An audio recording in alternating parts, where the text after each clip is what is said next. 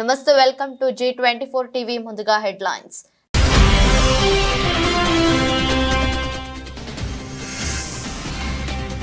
మా వైపు నిలబడండి ప్లీజ్, మోదీకి జెలెన్స్కీ విజ్ఞప్తి. భారత్ తటస్థంగా లేదని క్లారిటీ ఇచ్చిన ప్రధాని.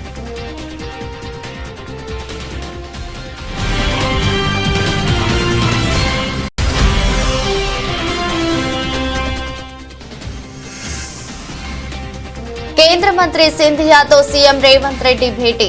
టీ ఫైబర్ ప్రాజెక్టును భారత్ నెట్ ఫేజ్ 3లో చేర్చాలని విజ్ఞప్తి.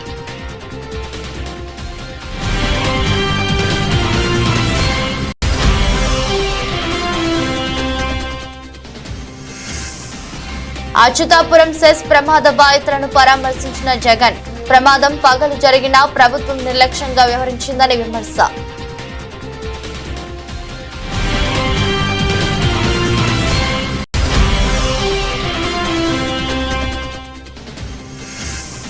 హీరో నాగార్జునకు చెందిన ఎన్ కన్వెన్షన్ ను కూల్చివేస్తున్న హైడ్రా.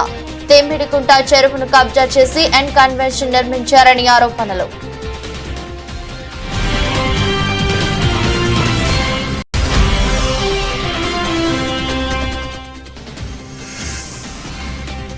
క్రికెట్ కు రిటైర్మెంట్ ప్రకటించిన శిఖర్ ధావన్. ఒక ఎమోషనల్ వీడియో ద్వారా తన నిర్ణయాన్ని ప్రకటించిన గబ్బర్.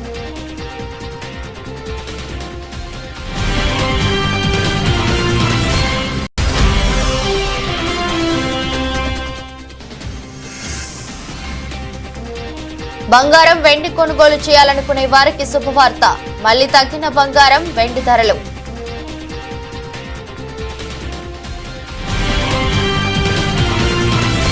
ఉక్రెయిన్ సార్వభౌమత్యం కాపాడుకోవడానికి పోరాడుతున్న తమకు భారత్ అండగా నిలబడాలని ఆ దేశ ప్రెసిడెంట్ వొలోదిమిర్ జెలెన్స్కీ భారత ప్రధాని నరేంద్ర మోదీకి విజ్ఞప్తి చేశారు.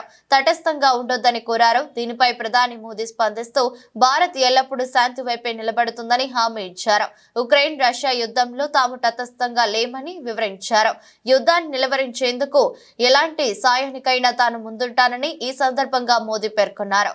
ఉక్రెయిన్ పర్యటనలో భాగంగా కీవ్ తో మోదీ స్వాగతించిన జెలెన్స్కీ కన్నీటి పర్యంతం కాగా తానున్నామంటూ మోదీ ధైర్యం చెప్పారు. యుద్ధం కారణంగా చనిపోయిన చిన్నారుల ఫోటోలు చూస్తూ జెలెన్స్కీని హత్తుకొని మోదీ భావోద్వేగానికి లోనయ్యారు. అనంతరం జెలెన్స్కీతో ద్వైపాక్షిక చర్చలు జరిపారు. యుద్ధాన్ని ఆపేందుకు తీసుకోవాల్సిన చర్యలపై ఇరువురు చర్చించుకున్నారు. భారతదేశం నుంచి తీసుకెళ్లిన మందులు, వైద్య పరికరాలను మోదీ ఉక్రెయిన్ ప్రెసిడెంట్ కు అందజేశారు. కేంద్ర టెలికాం శాఖ మంత్రి జ్యోతిరాదిత్య సింధియాను తెలంగాణ ముఖ్యమంత్రి రేవంత్ రెడ్డి కలిశారు. ఉప ముఖ్యమంత్రి మల్లు భట్టి విక్రమార్క, మంత్రి జూపల్లి కృష్ణారావుతో కలిసి కేంద్ర మంత్రిని కలిశారు. టీ ఫైబర్ ప్రాజెక్టును భారత్ నెట్ ఫేజ్ 3లో చేర్చాలని వారు కేంద్ర మంత్రిని కోరారు. ఇందుకు సంబంధించి సమర్పించిన డిపిఆర్ ను ఆమోదించాలని కోరారు. కేంద్ర మంత్రితో సీఎం, ఉప ముఖ్యమంత్రి కాసేపు చర్చలు జరిపారు. తెలంగాణ ప్రాంతంలోని గ్రామాలు, మండలాలకు నెట్వర్క్ కల్పించడమే టీ ఫైబర్ లక్ష్యమని ఈ సందర్భంగా సీఎం కేంద్ర మంత్రికి తెలిపారు. 65,000 ప్రభుత్వ సంస్థలకు G2G, G2C సేవలు అందించడమే తమ లక్ష్యమన్నారు. గ్రామీణ ప్రాంతాల్లో 63 లక్షల ఇళ్లకు ఇంటర్నెట్ సౌకర్యం కల్పిస్తామని చెప్పారు. బిఆర్ అంబేద్కర్ కోనసీమ జిల్లా కొత్తపేట మండలంలోని వానపల్లిలో జరిగిన గ్రామ సభలో సీఎం చంద్రబాబు పాల్గొని మాట్లాడారు. పెట్టుబడి తగ్గించి ఆదాయం పెరిగేలా రైతులు వినూత్న ఆలోచనలతో ముందుకు వెళ్లాలని సీఎం చంద్రబాబు పిలుపునిచ్చారు. ఇందులో భాగంగా పెట్టుబడిని తగ్గించే, ప్రకృతి సేద్యం చేసేలా ప్రోత్సహిస్తాం. రాష్ట్రంలో వర్షాలు పడటం శుభసూచకం. రాబోయే రోజుల్లో కరువు అనేది రాదు. ఇక్కడే పోలవరం ప్రాజెక్టు ఉంది. వీలైనంత త్వరలో దాన్ని పూర్తి చేసి గోదావరి జిల్లాల ప్రజలకు 3 పంటలకు నీళ్లనిస్తామని స్పష్టం చేశారు. ఈ రోజు రోడ్లు చూశారు. 5 సంవత్సరాల్లో ఒక్క పైసా డబ్బులు ఖర్చు పెట్టకుండా అన్ని రోడ్లు గోతులు పడ్డాయి. ఇప్పుడు గోతులను చూస్తామంటే ఏం చేయాలని అర్థం కావడం లేదు. భయంకరంగా దానికి డబ్బులు లేని పరిస్థితి వచ్చింది. 10 లక్షల కోట్ల రూపాయలు అప్పులతో ప్రారంభించాం. జీతాలు కూడా ఇవ్వలేని పరిస్థితి. కనీసం పేదవాడికి పింఛన్ ఇవ్వలేని పరిస్థితి. కానీ మనసుంది ఈ ప్రభుత్వానికి. అదే సమయంలో మీరు ఒక మంచి నిర్ణయం చేశారు. ఆ నిర్ణయం 21 మందిని ఎంపీలు గెలిపించారు ఎన్డీఏకి. ఆ 21 మంది కేంద్రంలో కూడా మన సహకారం కీలకమయ్యే పరిస్థితి వచ్చింది. ఎన్డీఏలను ఉన్నాం. మీరిచ్చిన గుర్తింపు మీ సంక్షేమానికి ఉపయోగించాలని, ఈ రాష్ట్ర అభివృద్ధి కోసం ఉపయోగించాలని ముందుకు పోతున్నాం. అందుకే ఇవన్నీ కూడా ఒక నిర్దిష్టమైన కార్యక్రమాలతో ఈరోజు ఒక దీనికోసం ముందుకు పోయే పరిస్థితికి వచ్చాం. అచ్యుతాపురం సెస్ లోని ఎసెన్షియా ఫార్మా కంపెనీ ప్రమాద బాధితులను వైసీపీ అధినేత జగన్ పరామర్శించారు. ఉషా ప్రైమ్ ఆసుపత్రిలో చికిత్స పొందుతున్న క్షతగాత్రులతో మాట్లాడారు. వాళ్ళ ఆరోగ్య పరిస్థితి ఎలా ఉందో వైద్యులను అడిగి తెలుసుకున్నారు. మెరుగైన వైద్యం అందించాలని డాక్టర్లకు సూచించారు.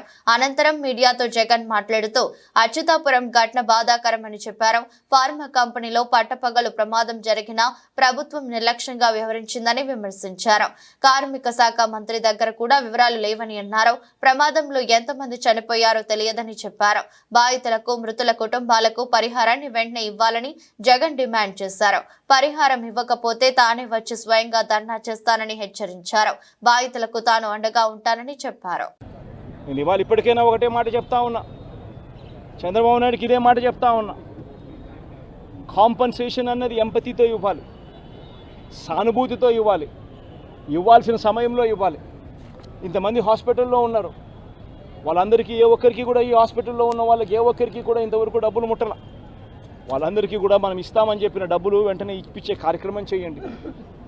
ఆ ప్రోటోకాల్ ఏదైతే ఉందో ఫ్యాక్టరీ సెక్యూరిటీస్కి సంబంధించి, ఫ్యాక్టరీ సెక్యూరిటీ, పొల్యూషన్ కంట్రోల్కి సంబంధించి ఏదైతే ప్రోటోకాల్ ఎగ్జిస్టెన్స్లో ఉందో ఆ ప్రోటోకాల్ను కనీసం ఇప్పటి నుంచి అన్నా కనీసం మానిటర్ చేసే దిశగా అడుగులు వేయండి. ఇటువంటి మళ్ళీ పునరావృతం కాకుండా చేసే కార్యక్రమాలు చేయండి. ఆ ఫ్యాక్టరీకి సంబంధించి ఏం జరిగిందో లోతైన ఎంక్వైరీ చేయండి. అడిగినప్పుడు నేను ఇక్కడ బాధితులను పరామర్శించినప్పుడు, బాధితులను అడుగుతా ఉన్నప్పుడు నేను అడిగా. ఆ ఫ్యాక్టరీకి సంబంధించిన విషయాలకు సంబంధించి కూడా తెలుసుకునే ప్రయత్నం చేశా. ఫ్యాక్టరీలో ఏం జరుగుతూ ఉంది, ఫ్యాక్టరీలో SOPs బాగానే పాటించే వాళ్ళ, ఫ్యాక్టరీలో పొల్యూషన్ కంట్రోల్ అనేది స్టాండర్డ్ మెయింటెనెన్స్ చేసే వాళ్ళ అని కూడా అడిగా. అవన్నీ కూడా బాగానే జరిగేటివే అన్న, బాగానే జరిగేటివే, కానీ ఇది ఎందుకు జరిగిందో తెలియదన్నా అని చెప్పి చెప్తా ఉంటాను. నేను ఫ్యాక్టరీలకు సంబంధించి, వాళ్ళని ఏదో యాజమాన్యానికి సంబంధించి ఎవరన్నా కానీ ఆ యాజమాన్యం వాళ్ళు ఏదో తప్పులు పట్టాలని, ఇంకోటి పట్టాలని నేనేం చెప్పడంలా. బట్ లోతైన ఎంక్వైరీ అయితే జరగాలి. ఎందుకు తప్పు జరిగిందో తెలుసుకోవాలి. తెలుసుకొని ఇటువంటి మళ్ళీ పునరావృతం కాకుండా అటువంటివన్నీ కూడా చెక్స్ పెట్టి దాన్ని బ్లాక్ చేయాలి. ప్లస్ ప్రోటోకాల్ ఏదైతే ఎగ్జిస్టెన్స్లో ఉందో దాన్ని ఇంప్లిమెంట్ చేసే కార్యక్రమం జరగాలి. అప్పుడు మిగిలిన ఫ్యాక్టరీలలో కూడా ఆటోమేటిక్లీ ఎప్పుడైతే చెక్స్ అనేటివి ఎప్పుడైతే రెగ్యులర్గా, పీరియాడికల్గా జరగడం మొదలు పెడతాయో అప్పుడు న్యాచురల్గా సేఫ్టీ పారామీటర్స్ పెంచడం జరుగుతుంది. సేఫ్టీ పారామీటర్స్ ఎప్పుడైతే పెరుగుతాయో అప్పుడు ఇటువంటి ఘటనలు జరగకుండా పోతాయి. తన ఇల్లు FTL లో గాని బఫర్ జోన్ లో గాని ఉన్నట్టయితే వెంటనే కూల్చివేయాలని హైడ్రా కమిషనర్ రంగనాథ్ ను ఆదేశిస్తున్నట్టు రెవెన్యూ శాఖ మంత్రి పొంగులేటి శ్రీనివాస్ రెడ్డి స్పష్టం చేశారు. ఇక ఒక్క ఇటుక బఫర్ జోన్ లో ఉన్న ఇల్లు మొత్తం కూల్చేయాలని సూచించారు. తన ఇల్లు నిబంధనలకు విరుద్ధంగా ఉన్నదంటూ బీఆర్ఎస్ నేతలు బురద చల్లే ప్రయత్నం చేస్తున్నారని ఆరోపించారు. దీనిపై స్పష్టత ఇవ్వాల్సిన బాధ్యతపై తనపై ఉన్నదని చెప్పారు. రెవెన్యూ మంత్రి ఇల్లు హిమాయత్ సాగర్ FTL లో బఫర్ జోన్ లో ఉన్నదని అంటున్నారు. నేను ఛాలెంజ్ విసురుతున్నా. హైడ్రా కమిషనర్ రంగనాథ్ ను ఆదేశిస్తున్నాను. మాజీ మంత్రులు హరీష్ రావు, KTR ఇంకా ఎంతమంది వస్తారో రమ్మనండి. అందరిని తీసుకెళ్లి నా ఇల్లు కొలవండి. ఒకవేళ నా ఇల్లు FTL లో బఫర్ జోన్ లో ఉన్నదని తేలితే మొత్తం కూలగొట్టండి. ఒక్క ఇటుక పెడ్డ ఇన్నా సరే మీరే కూలగొట్టండి. ఇది నా ఛాలెంజ్ అని స్పష్టం చేశారు. బీఆర్ఎస్ నేతలు తన సవాల్ను స్వీకరించాలని డిమాండ్ చేశారు. ఎవరు నిబంధనలకు వ్యతిరేకంగా ఇల్లు నిర్మించినా కూలగొడతామని హెచ్చరించారు. ఇక మాటకు ముందు, మాటకు మధ్య, మాటకు చివర రెవెన్యూ మంత్రి ఇల్లు హిమాయత్ సాగర్ FTL లో ఉంది. రెవెన్యూ మంత్రి ఇల్లు హిమాయత్ సాగర్ బఫర్ జోన్ లో ఉంది. రెవెన్యూ మంత్రి ఇల్లు ఎట్లుంది అట్లుంది అని ఆనాటి MIUD మినిస్టర్ గారు వారి తొత్తులు ఇతరత్రా మాట్లాడుతున్నారు. నేను ఈ వేదిక ద్వారా ఒకటే ఛాలెంజ్ ఇస్తున్నాను.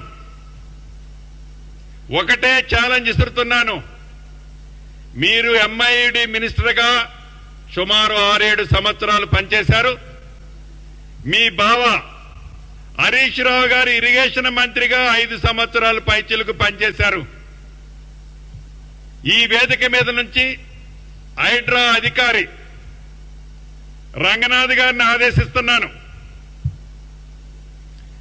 ఈ ఇద్దరు మాజీ మంత్రులు అంటే ఒకరు ఇరిగేషన్ శాఖ మంత్రివర్యులు, రెండో వారిలో ఎంఐయుడి మంత్రివారు, వీరికి డబ్బాలు కొట్టే కొన్ని యూట్యూబులు, యూట్యూబులు, వారికి సంబంధించిన సంస్థలు, వ్యవస్థలు, మీరు ఎంతమంది వస్తున్నారో అంతమందిని ఎంట పెట్టుకొని, రంగనాథ్ గారు నేను ఇక్కడి నుంచి మిమ్మల్ని ఆదేశిస్తున్నాను, రేపు వెళ్తారా ఎల్లుండి వెళ్తారా, వాళ్ళనే ఒక కొత్త టేబు కొనుక్కొని రమ్మనండి.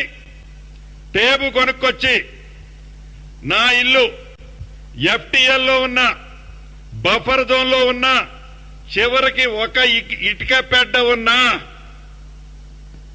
ఎమ్మటే పడగొట్టండి. ఇల్లు మొత్తం దాంట్లో ఉంటే ఇల్లు మొత్తం పడగొట్టండి. This is my challenge, Ponguleti challenge. మహిళా కమిషన్ విచారణకు బీఆర్ఎస్ వర్కింగ్ ప్రెసిడెంట్ కేటీఆర్ హాజరయ్యారు. పార్టీ మహిళా నేతలతో కలిసి హైదరాబాద్ తెలంగాణ భవన్ నుంచి బయలుదేరిన కేటీఆర్ ట్యాంక్ బండ్లోని బుద్ధా భవన్ లో ఉన్న మహిళా కమిషన్ కార్యాలయానికి చేరుకున్నారు.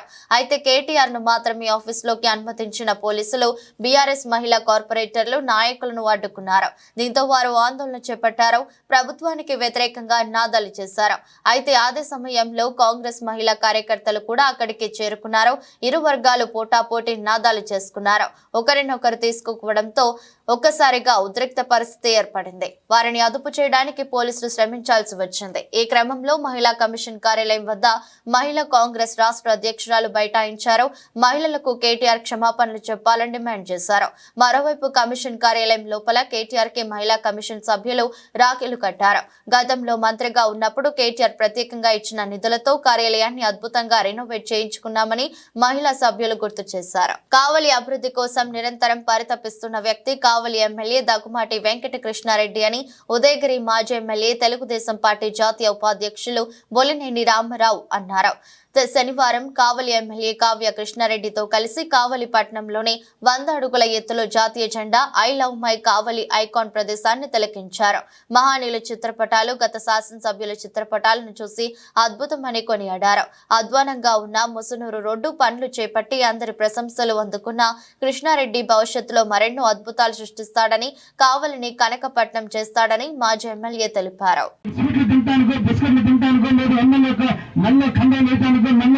సాంగాలు కప్పడం కాదు ముఖ్యమంత్రి.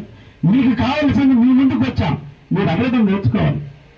ఇక్కడ ఎవరు ఫ్రీ గారు ఇటువంటి మౌలిక సదుపాయాలను కూడా సభ దృష్టికి తీసుకొచ్చి మీ గ్రామం అంటే ఈ రోజు ఈ రికార్డులో పొందుపరిచినటువంటి విషయాన్ని వాళ్ళు ప్రభుత్వానికి తెలియజేస్తారు. వాళ్ళ దగ్గర ఉంటుంది. నేను వాళ్ళ ద్వారా కూడా ఎమ్మెల్యేగా నేను కూడా కాపీ తీసి పెట్టుకుని వీటన్నిటినీ కూడా సంవత్సర కాలంలో పూర్తి చేసేదానికి వీలైనంత వరకు కూడా ప్రయత్నం చేయడానికి అవకాశం ఉంటుంది. ఇంకా అదేవిధంగా 4వ అంశం, మీ వ్యక్తిగతంగా మీకు చాలా వేస్తున్నారు, లేదంటే ఇక్కడ పూల తోటలు వేస్తున్నారు, ఇక్కడ ఇంకా రకరకాల కూరగాయలు వేస్తున్నారు. మీరందరూ కూడా స్ప్రింక్లర్స్ కావాలి, మీకు కావాల్సినట్టు తిప్పల సేద్యం ఇక్కడ నడుస్తుంది, లేదంటే ఇంకా రకరకాల వ్యవసాయాలు చేస్తున్నారు. వాటికి సంబంధించినటువంటి వ్యక్తిగతాలు నేను మామిడి తోట వేస్తా, ఆ గుంట తోటానికి ఖర్చు కావాలా, ఖర్చు ఉన్నారు చేసిన వాళ్ళు డబ్బులు ఇస్తారు, వాళ్ళ చేత డబ్బులు ఇస్తారు, మనకు మిగులుతుంది. అందుకని ఇటువంటి సౌకర్యాలను కల్పించేందుకు ఈరోజు రాష్ట్ర ప్రభుత్వం తీసుకున్న కార్యక్రమం ఇది. కాబట్టి దీన్ని సద్వినియోగం చేసుకోండి. ఏదో రామకృష్ణ, లేదంటే రంగారావు, లేదా ఇంకొక తాతయ్య, ఇంకొక ఆయన కాదు, రవీంద్ర కాదు, అందరూ ఆలోచించండి. మీ గ్రామ అభివృద్ధి కోసం మీరు అడగండి, అడిగి చేపించుకోండి అని చెప్పి సందర్భంగా మిమ్మల్ని అందరూ కూడా కోరుకుంటూ, గంట కాదు 2 గంటల అధికారులు ఇక్కడ కూర్చుంటారు, వాళ్ళందరినీ మనకు సేవ చేయడానికి. రైతులకు ఇచ్చిన హామీ మేరకు ముఖ్యమంత్రి రేవంత్ రెడ్డి 2 లక్షల రుణమాఫీ చేస్తున్నారని, ఏవైనా సాంకేతిక కారణాల వల్ల రుణమాఫీ కాని రైతులు ఆందోళన చెందవద్దని కాంగ్రెస్ పార్టీ నాయకులు తెలిపారు. మెదక్ జిల్లా వెల్దుర్తి మండల కేంద్రంలో కాంగ్రెస్ పార్టీ నాయకులు మీడియా సమావేశం నిర్వహించారు. 10 సంవత్సరాలు పాలించిన బీఆర్ఎస్ పార్టీ రైతులకు చేసిందేమీ లేదని విమర్శించారు. రుణమాఫీ చేస్తున్న ముఖ్యమంత్రిపై దుమ్మెత్తిపోయడం సబబు కాదని హెచ్చరించారు. ఏదైతే మీరు ధర్నాకు దిగినరో మీరు గుండెల మీద చేసుకొని మాట్లాడాలి. 10 సంవత్సరాలు అవుతుంది మీ గవర్నమెంట్లో మీరు ఉన్నారు, రుణమాఫీ చేసే తెలివి లేదు. కేజీ టు పీజీ అన్నారు, ఇచ్చిర్రా? ఆ తెలివి లేదు. దళిత బంధు అంటివి, ఏదో ఒకళ్ళిద్దరు చూపిస్తూ ఆశ పెడితే కథం చేస్తే. గిరిజన బంధు అంటివి, ఏమన్నా ఇచ్చినావా? మీరు ఏం చేసిర్రా అని చెప్పి రోడ్ల మీద కొంచెం ధర్నా చేస్తున్నారు. పూసేగాడి వచ్చి మేసేగాడిని తడిదెంగినట్టు ఇంత మంచిగా ఇస్తున్న గవర్నమెంట్ని పట్టుకొని వచ్చి మీరు ప్రయాస చేసి రోడ్ల మీదకి వచ్చి ధర్నాలు చేస్తే మీకు ఎవరు సహకరిస్తారు? మీ ఎంబడి నిన్న ఎవరున్నారు రైతులు మీ దగ్గర? మీరు ఇది గమనించాలి. ఏదైనా చేయాలన్నా కాంగ్రెస్ ప్రభుత్వం ఏం చేస్తుంది? రేపు ఏదైనా ఇప్పుడు అయిపోయి ప్రక్రియ అయిపోలేదు. ఎప్పుడు మీకు రుణమాఫీ జరగలేదని చెప్పి ఎవరు అనుకోలేరు. రుణమాఫీ జరుగుతుంది. ఏదైతే మిస్టేక్స్ ఉన్నాయో, ఎవరైతే పేర్లు తప్పు పడ్డాయో, ఎవరైతే అకౌంట్ తప్పు ఏదైతే ఉందో వాళ్ళందరినీ సరిచేసి రాబోయే రోజుల్లో ప్రతి ఒక్కరికి రుణమాఫీ జరుగుతుంది. కాకముందే మీరు వచ్చి రైతులు అనవసరంగా తీసుకొచ్చి రోడ్ల మీద నిలబెడదామని ప్రయత్నం చేస్తారు. మీరు చెప్తే రైతులు రారు, మేము చెప్తే రైతులు వస్తారు. ప్రతి ఒక్కరికి తెలుసు ఎవరైతే రుణమాఫీ చేస్తారో. గౌరవ రాజశేఖర రెడ్డి గారు ఉన్నప్పుడు రుణమాఫీ అయింది. మళ్ళా ఇప్పుడు గౌరవ ముఖ్యమంత్రి గారు రేవంత్ రెడ్డి తర్వాత రేవంత్ రెడ్డి తోడే అవుతుంది. కాబట్టి గమనించాలి. ఇదో ఇప్పుడే అయిపోయింది. ఇక రుణమాఫీ ఎక్కువ ఏదో పోతున్నట్టు కాదు. ఇంకా మేము 4 సంవత్సరాల పైన మేము ఇంకా ఉంటాం. గవర్నమెంట్ ఉంటుంది. రాబోయే రోజుల ప్రక్రియ ఏదైతుందో తప్పుల తడక ఉన్న చిన్న చిన్న మిస్టేక్స్ క్లియర్ చేస్తామని చెప్పి చేస్తూ, మీరు ఇంతకుముందు ₹1,00,000 ఇస్తామన్న రుణమాఫీ ఏదని సంపూర్ణంగా ఎప్పుడు చేయలేదు. మీకు ఎక్కడ ఎక్కువ ఉన్నదండి? మీకు అక్కే లేదు. మీరు వచ్చి మీరు రాస్తారా పోయానికి ధర్నా చేసి అక్కే మీకు లేదు. మీ దగ్గర ఉన్న 15-20 మంది మీరైతే రేపు ఉన్నారు. అన్ని తెల్లపాటల్లో ఉన్నారు కానీ ఎవరన్నా రైతులు లేరు. సరే గృహజ్యోతి అని చెప్పారు. ఇంకోటి గ్యాస్ సిలిండర్ల డబ్బులు రాలేవనేది చెప్తున్నారు. అది తప్పు. 99 మందికి వచ్చినాయి. ఏదైనా ఒకటి మిస్టేక్ అయి ఉండొచ్చు అందులో. అది కూడా దాని విషయం దాన్ని పెద్ద చేసి పెట్టే అవసరం లేదు. ఏదైనా సరే పేరు, అకౌంట్ నంబరు అట్లాంటి చిన్న చిన్న తప్పులునే తప్పితే మిగతా ఎలాంటి తప్పులు ఉన్నాయి. కావాల్సి గవర్నమెంట్ చేసి మోసం చేసేది లేదు. అందరికీ తెలుసు. మీ గవర్నమెంట్ రాగానే వాడు ఏదో ఇల్లు ఖాళీ చేసుకొని పోయినట్టుగా ఉన్న కాడికి ఫర్నిచర్ సహా ఖాళీ చేసుకొని పోయారు.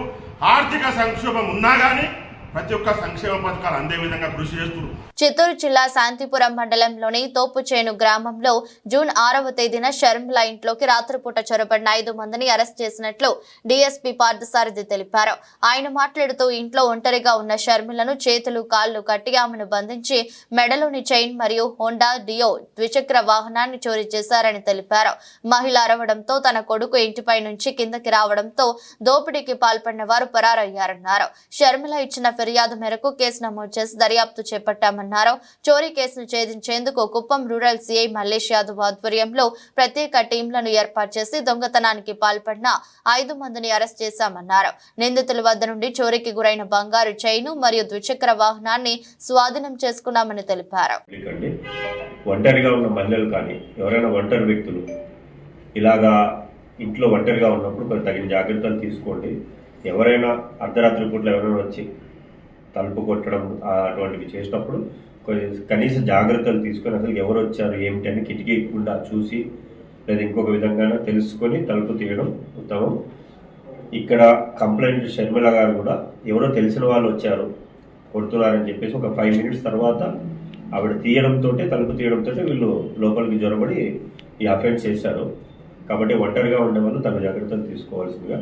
అలాగే వీళ్ళు ఆ అఫెన్స్ చేసేటప్పుడు సాయంత్రం నుంచి ఆ చుట్టుపక్కల తిరిగారు, రెక్కి చేశారు.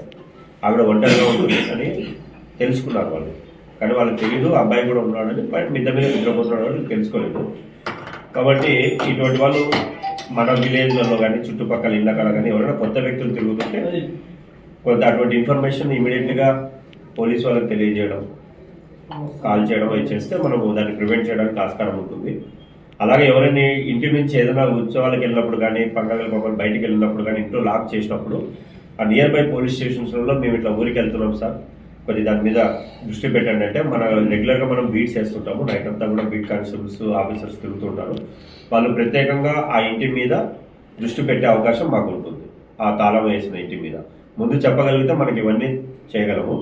కాబట్టి దయచేసి ప్రజలందరూ కూడా ఇటువంటి ప్రికాషనరీ మెజర్స్ తీసుకొని వాళ్ళు ఊరికి వెళ్ళాలనుకున్నప్పుడు తాళం వేసిన ఇల్లు ఖచ్చితంగా నియర్ బై పోలీస్ స్టేషన్లో ఇన్ఫార్మ్ చేసి వెళ్ళవలసిన కోరుతున్నాను.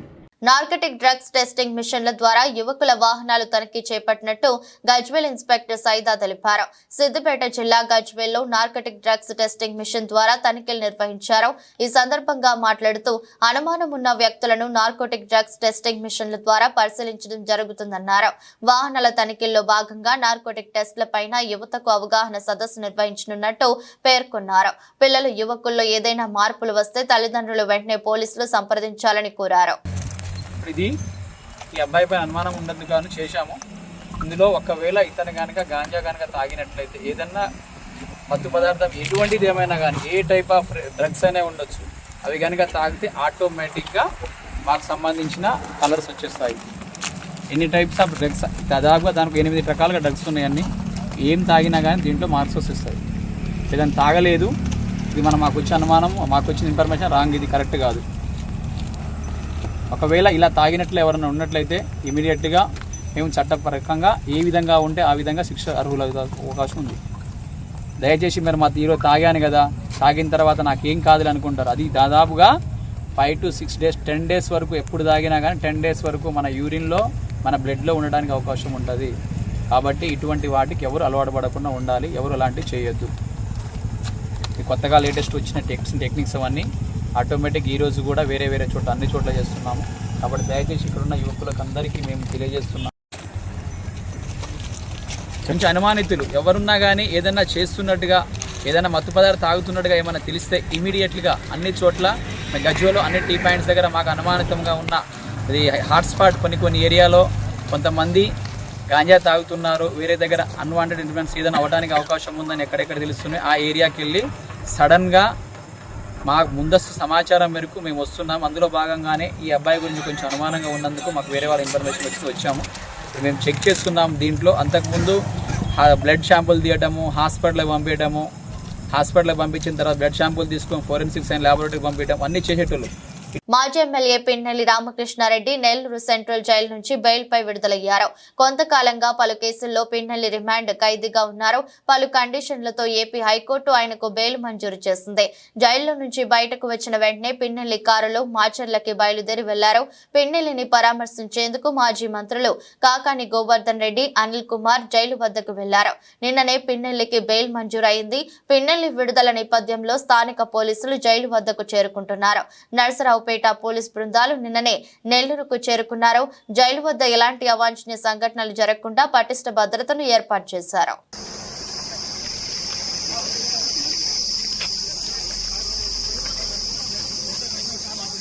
అక్రమ నిర్మాణాలపై Hyderabad disaster response and assets monitoring and protection కొరాడా చూపిస్తోంది. అక్రమ నిర్మాణాల కూల్చివేతను హైడ్రా కొనసాగిస్తోంది. ఈ క్రమంలో మాదాపూర్లోని ఎన్ కన్వెన్షన్ ను హైడ్రా అధికారులు కూల్చివేస్తున్నారు. భారీ బందోబస్తు నడుమ శనివారం అధికారులు కూల్చివేత పనులు ప్రారంభించారు. తమ్మకుంటలో చెరువును ఆక్రమించి 3 ఎకరాల్లో సినీ నటుడు నాగార్జున ఎన్ కన్వెన్షన్ సెంటర్ నిర్మించారని పేర్కొంటూ పక్క ఆధారాలతో హైడ్రా కమిషనర్ కు ఫిర్యాదు వచ్చిన నేపథ్యంలో అధికారులు ఈ చర్యలు చేపట్టారు. హైదరాబాద్ లో గత కొన్ని రోజులుగా హైడ్రా అక్రమ నిర్మాణాలపై ప్రత్యేక చర్యలు చేపట్టింది. అక్రమ కట్టడాలు గుర్తించి వెంటనే కూల్చివేస్తోంది. తాజాగా బీఆర్ఎస్ వర్కింగ్ ప్రెసిడెంట్ మాజీ మంత్రి కేటీఆర్ కు చెందినదిగా భావిస్తున్న జవ్వాడ ఫామ్ హౌస్ సైతం అక్రమ నిర్మాణం అంటూ కూల్చివేతకు అధికారులు సిద్ధమవగా దానికి వ్యతిరేకంగా న్యాయస్థానాన్ని ఆశ్రయించిన విషయం తెలిసిందే. సెలబ్రిటీలు, ప్రముఖుల అక్రమ నిర్మాణాలను సైతం హైడ్రా కూల్చివేతకు రంగం చేస్తుండటం హాట్ టాపిక్ గా మారింది. నేచురల్ స్టార్ నాని కాలినడకన తిరుమలకు వెళ్లారు. సతీమణి అంజనా, తనయుడు అర్జున్ తో అలిపిరి నుంచి మెట్ల మార్గంలో తిరుమల చేరుకున్నారు. వారితో పాటు సరిపోదా శనివారం సినిమా కథానాయక అరుల్ మోహన్ కూడా ఉన్నారు. అనంతరం వారు తిరుమలేశ్వరుని దర్శించుకున్నారు. వివేక్ ఆత్రేయ దర్శకత్వంలో నాని నటించిన సరిపోదా శనివారం చిత్రం ఈ నెల 29న విడుదల కానుంది. ఇందులో gang leader fame Priyanka Arul Mohan female lead role చేస్తోంది. ఇటీవలే విడుదల చేసిన ట్రైలర్ కు మంచి స్పందన వస్తోంది. ఈ సినిమా ప్రీ రిలీజ్ ఈవెంట్ ను ఆగస్టు 24న గ్రాండ్ గా నిర్వహించనున్నారు.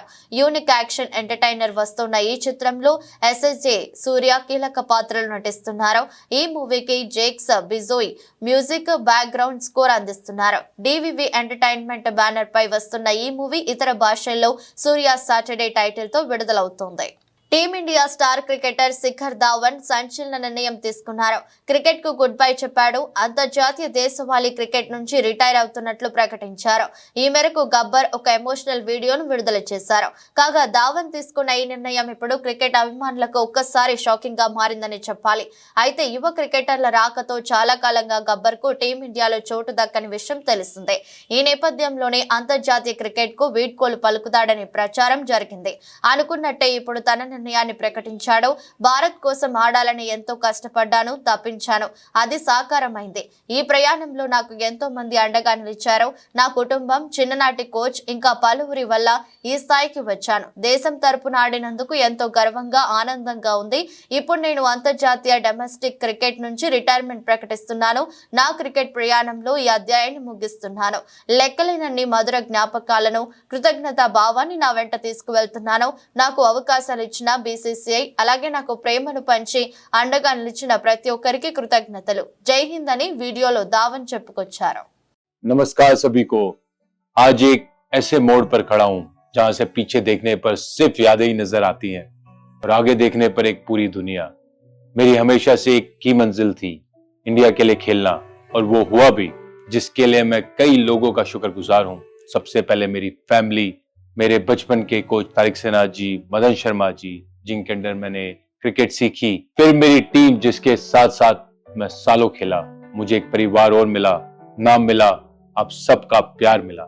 और कहते हैं ना, कहानी में आगे बढ़ने के लिए पन्ने पलटना जरूरी है, तो बस मैं भी ऐसे ही करने जा रहा हूं। I am announcing my retirement from international and domestic cricket.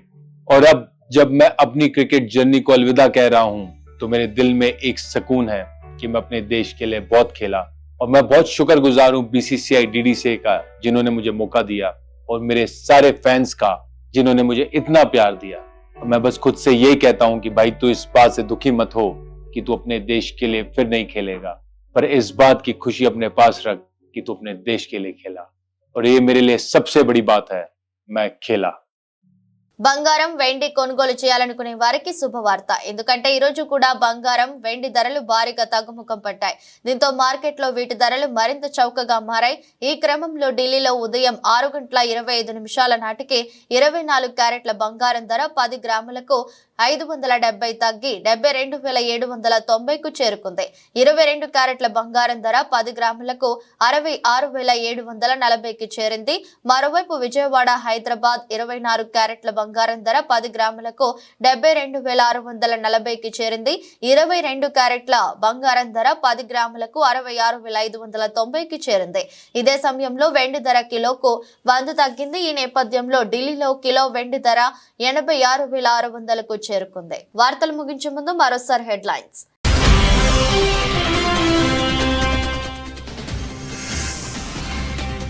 మా వైపు నిలబడండి ప్లీజ్, మోదీకి జెలెన్స్కీ విజ్ఞప్తి. భారత్ తటస్థంగా లేదని క్లారిటీ ఇచ్చిన ప్రధాని.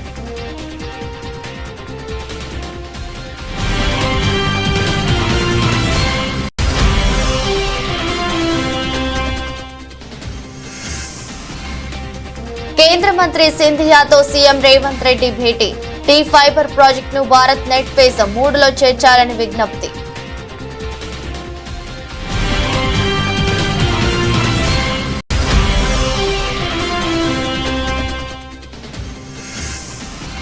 అచ్యుతాపురం సెస్ ప్రమాద బాధితులను పరామర్శించిన జగన్. ప్రమాదం పగలు జరిగినా ప్రభుత్వం నిర్లక్ష్యంగా వ్యవహరించిందని విమర్శ.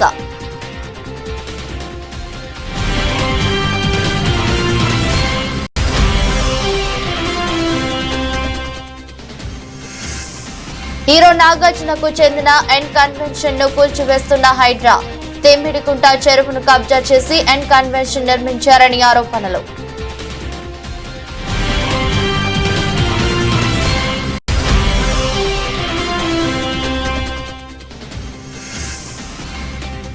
క్రికెట్ కు రిటైర్మెంట్ ప్రకటించిన శిఖర్ ధావన్. ఒక ఎమోషనల్ వీడియో ద్వారా తన నిర్ణయాన్ని ప్రకటించిన గబ్బర్.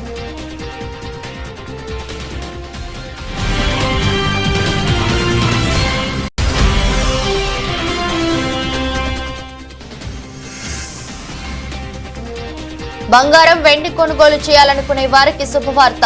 మళ్లీ తగ్గిన బంగారం, వెండి ధరలు.